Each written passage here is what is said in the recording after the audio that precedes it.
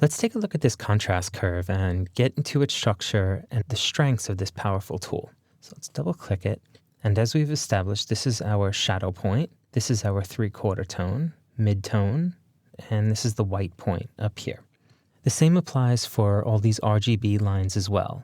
Here's a red, green, and blue, CMY, cyan, magenta, yellow. So if you go into the red and you pull down on the 3/4, adding density to the image, you can see how cyan falls across the image. If you pull up on the 1/4 tone, you can see how the image fills with red. Going down to the green line, if we pull down on the density, the image starts to fill with magenta. And pulling up, it fills with green. And same thing with this blue down here. When you add density, it adds yellow. And when you pull up on it, it adds blue.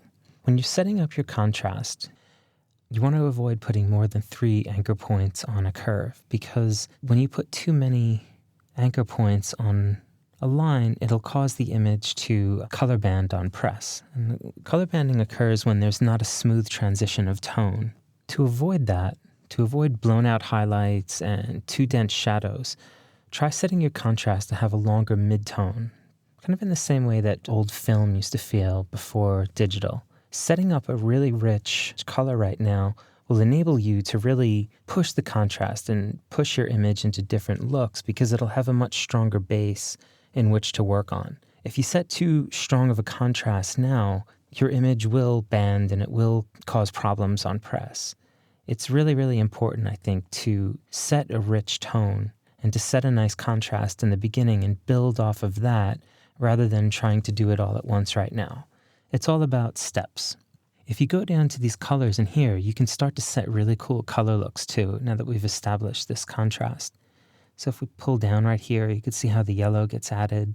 You could balance that off with a little bit of green.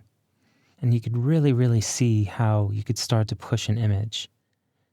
I think setting a strong, quote-unquote, normal look to an image that has rich skin tones, it has rich blacks, it has tone in the highlights, will give you a much, much better base in which to set really cool looks.